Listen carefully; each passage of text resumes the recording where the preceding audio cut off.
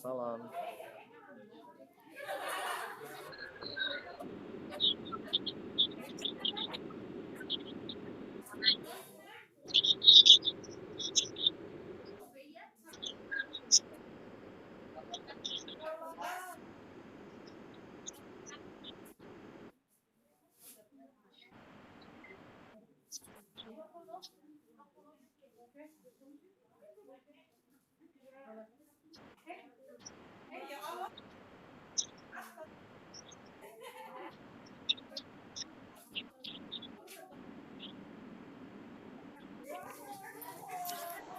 Oke, ya, terima kasih untuk Kakak Yumna. Eh, Selamat pagi adik-adik, Satyaku Dharmakan, Dharmaku Kubaktikan, salam pramuka. Ya, saya share screen dulu ya. Ya, saya akan bagikan hari ini tentang Dewan Penggalang. Jadi tidak terlalu lama. Apa itu Dewan Penggalang? Dewan Penggalang itu terkait dengan kegiatan yang akan adik-adik lakukan ketika adik-adik bergabung dalam sebuah pasukan, ya. Dan perlu adik-adik ketahui untuk penggalang, pasukan penggalang adalah terdiri dari beberapa orang penggalang, ya. Penggalang itu apa? Adik-adik perlu ketahui, penggalang itu adalah pramuka yang berusia 11 sampai 15 tahun. Di sini adik-adik semuanya sudah berusia 11 tahun ya. Dan saya yakin mungkin tidak ada yang lebih dari 15 ya. Oke. Kenapa sih disebut dengan penggalang? Ada kiasan dasar yang mendasari tentang nama penggalang itu. Kiasan tersebut adalah pada masa menggalang persatuan dan kesatuan bangsa. Peristiwa ini ada pada peristiwa Sumpah Pemuda, tanggalnya 28 Oktober 1928. Digambar di situ adalah sebuah tempat yang digunakan untuk melaksanakan proses Sumpah Pemuda ya. Sekarang dijadikan museum Sumpah Pemuda. Dan di gambar paling bawah adalah gambar salah satu utusan dari Sumpah Pemuda, yaitu dari Jong de Java, jadi pemuda-pemuda dari Jawa. Oke, berikutnya kegiatan kepramukaan harus dilaksanakan secara berkelompok. Sehingga dalam penggalang itu ada kelompok yang terkecil yang namanya adalah regu. Regu itu punya arti ya. Kalau jadi ditanya artinya regu apa? Regu itu sebenarnya artinya gardu atau tempat untuk ronda. Kenapa demikian dinamakan regu? Karena diharapkan penggalang ini dapat menjadi pribadi-pribadi yang siap untuk menjaga. Ya, karena tadi sudah digalang, jadi disatukan. Kemudian tugasnya adalah untuk menjaga. Namanya ronda ya. Kalau zaman sekarang ronda untuk apa?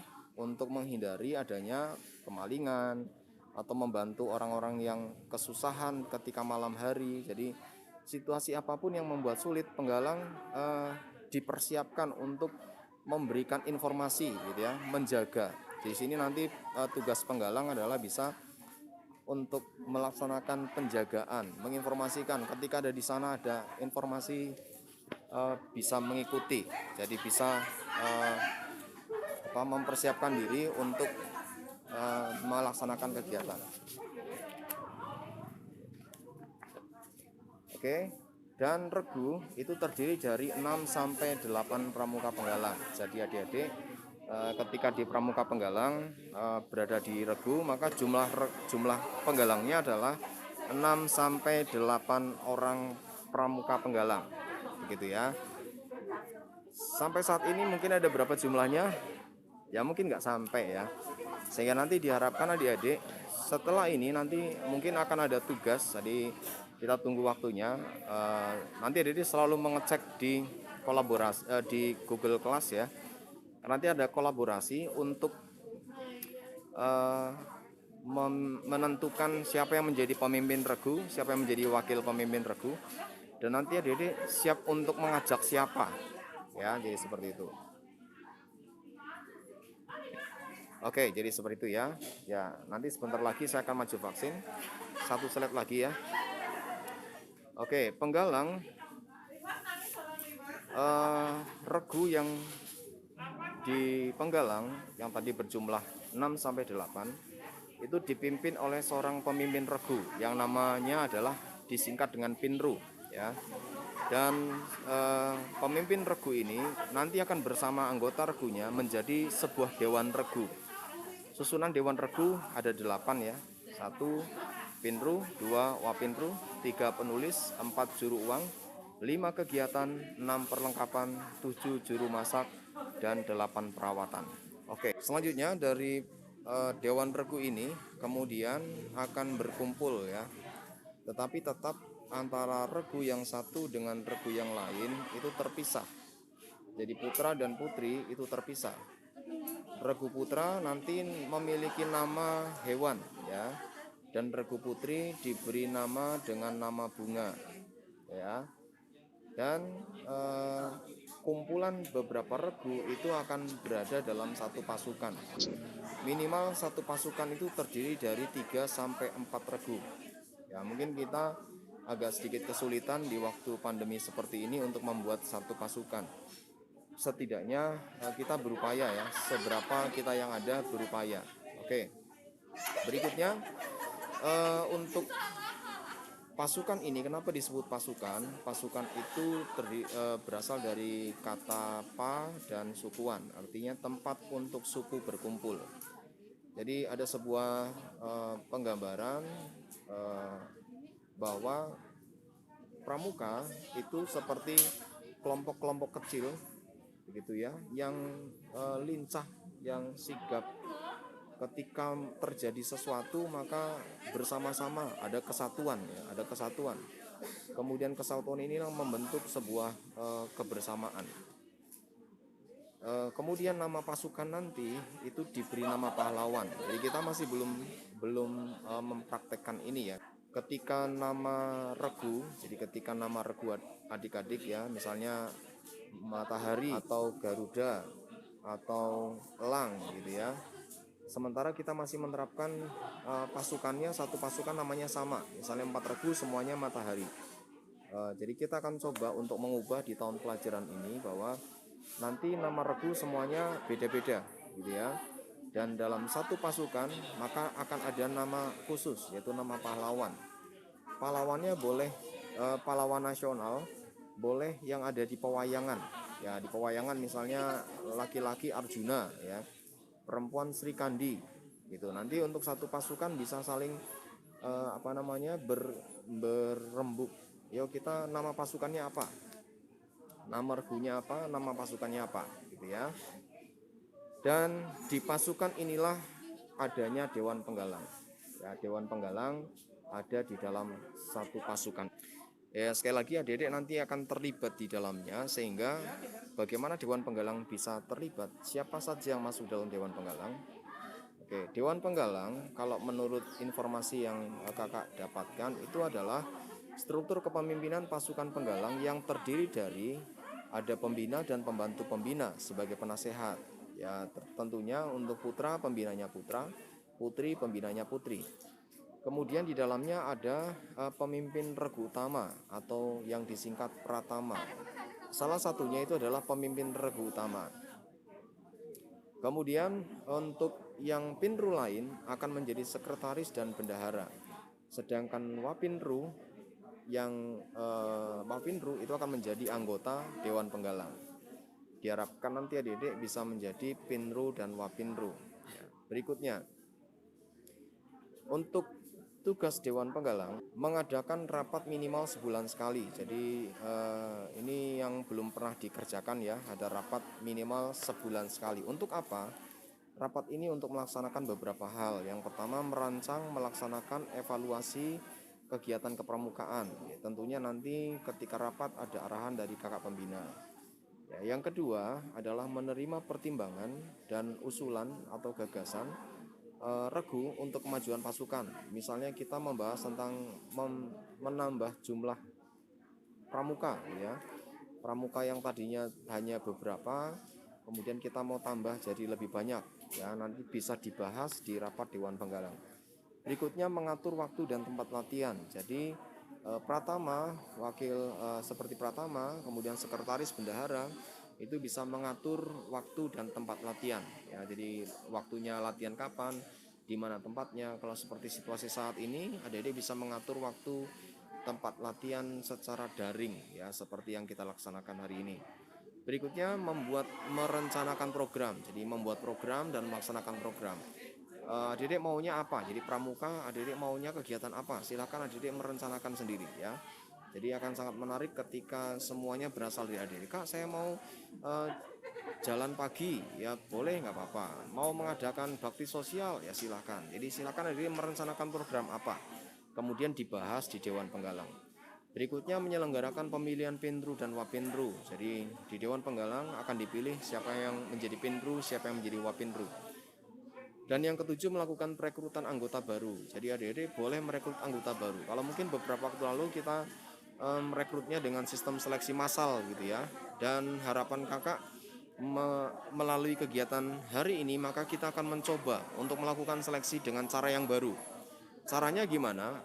Caranya adalah adik-adik lah yang mendekati siapapun teman-teman adik-adik, sahabat adik-adik yang mau bergabung bersama-sama di regu adik-adik gitu ya. Adik-adik yang mendekati mereka, adik-adik yang ngasih tahu ke mereka kegiatan pramuka ini seperti ini, ayo ikut saya yuk, nggak akan menyita pelajaran kok gitu ya, nggak akan menyita waktu, bahkan ngajari yang baik, ngajari keterampilan ini itu dan sebagainya, bahkan adik-adik diberikan pengarahan, pengawasan, diberikan bimbingan. Nah itu yang adik-adik sampaikan. Pendekatan ini yang coba kita mau bangun ya, sehingga nanti adik-adik membentuk kelompok regu baru ya. Siapapun berhak untuk ikut serta dalam kegiatan kepramukaan. Dan karena kepramukaan sifatnya sukarela, maka kita akan mencoba untuk mencari teman-teman yang siap untuk menjadi pramuka. Siapapun itu, gitu ya. Entah dia OSIS, enggak apa-apa. Kalau dia mau nggak masalah ya. Entah dia mungkin dari ekstra yang lain gitu ya. Kalau mau nggak apa-apa. Kita tidak terbatas dengan situasi kondisi ya. Tidak ada larangan OSIS tidak boleh ikut pramuka, nggak ada ya. Jadi siapapun boleh ikut pramuka. Selanjutnya, ini bagian yang terakhir. Dan nanti di kegiatan pasukan ini ada yang namanya Dewan Kehormatan. Nah, Dewan Kehormatan itu apa? Dewan Kehormatan adalah yang terdiri dari pembina, pembantu pembina, dan para pinru. Ya bedanya begitu. Kalau tadi kalau kita lihat bedanya Dewan Kehormatan dan Dewan Penggalang apa? Dewan Kehormatan itu hanya terdiri dari pembina, pembantu pembina, dan para pinru. Kalau Dewan Penggalang ditambah dengan wapinru. Ya, kalau Dewan Regu semua anggota regu ya. Dewan Kehormatan tugasnya apa? Tugasnya mengatur penerimaan anggota baru yang pertama. Yang kedua, mempersiapkan melaksanakan pelantikan ramu, rakit, dan terap. Ya, jadi nanti ketika ada yang sudah melaksanakan uji SKU begitu ya, nanti Dewan Kehormatan inilah atau para pinru yang akan melihat apakah yang sudah melaksanakan seleksi ini benar-benar benar-benar siap atau benar-benar layak untuk dilantik sebagai penggalang ramu dan penggalang rakit dan penggalang terap ya. Jadi seperti itu. Jadi Dewan Kehormatan menilai siapa yang siap untuk dilantik. Berikutnya merencanakan penerimaan TKK. Jadi nanti akan kita bahas tentang TKK di sesi selanjutnya. Untuk merencanakan penerimaan TKK pun diperhatikan oleh Dewan Kehormatan. Kita masih belum melaksanakan ini. Mudah-mudahan kita coba ya untuk melaksanakan di tahun yang baru ini. Berikutnya memberikan penghargaan. Jadi setiap tahun akan ada penghargaan. Ketika Dedek rajin ikut pramuka, Dedek akan mendapatkan tanda penghargaan namanya bintang tahunan. Nah, Dedek akan dapat bintang tahunan ya. Bentuknya lingkaran, ada tanda bintang. Kalau 1 tahun rajin pramuka 1, kalau 2 tahun rajin pramuka 2, kalau 3 tahun 3 gitu ya. Warnanya merah lingkarannya. Berikutnya merumuskan kode etik dan tata kehormatan pasukan. Dan ini yang sekarang Dewan Kehormatan nanti berasal dari kakak kelas 9 ya. Nanti kita akan bentuk Dewan Kehormatan. Kemudian merumuskan kode etiknya, kode etik atau tata kehormatan pasukan. Jadi untuk ikut jadi pasukan kita maka ada harus kode etik yang dikerjakan ya. Apa saja nanti kita akan rumuskan secara kolaborasi. Berikutnya menggelar rapat kehormatan. Rapat kehormatan ini adalah untuk menentukan apakah ketika ada pramuka yang melanggar kode etik dan tata kehormatan pasukan, mau diapakan ya. Kemudian dihadirkan, dikasih pertanyaan ya, sehingga mereka bisa menjawab apakah mereka melakukan kesalahan atau tidak. Berikutnya 7, mengatur pelantikan Pinru dan Wapinru. Jadi kita masih belum melaksanakan ini ya, pelantikan Pinru Wapinru. Mudah-mudahan di tahun ini akan dilaksanakan pelantikan Pinru dan Wapinru. Selanjutnya melaksanakan rehabilitasi. Jadi kalau ada teman-teman yang tadinya saya minta izin keluar dari pramuka, kemudian kembali lagi ke pramuka, nanti akan melaksanakan proses rehabilitasi. Artinya begini, artinya mereka akan diterima ulang gitu ya, diterima ulang sebagai anggota pramuka. Berikutnya melaporkan keputusan kepada pembina. Jadi itu yang bisa kita kerjakan, oke ya. Jadi sekali lagi adik-adik ketika melaksanakan kegiatan bisa berkoordinasi dengan kakak pembina terkait.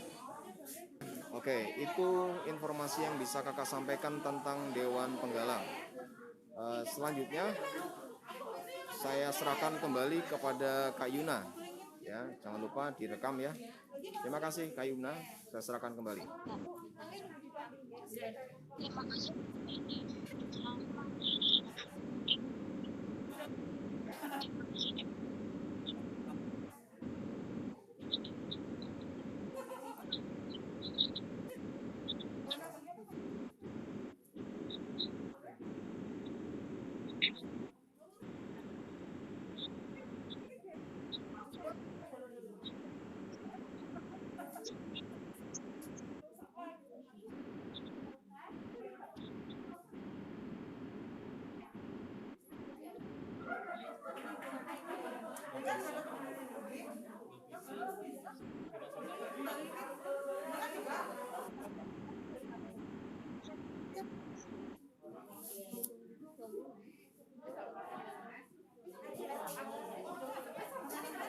Oke, terima kasih semuanya. Ya, sampai jumpa di kegiatan siang hari ya. Ya, selanjutnya silakan nanti ada tugas kolaborasi dicek selalu untuk Google Class ya. Terima kasih, salam pramuka.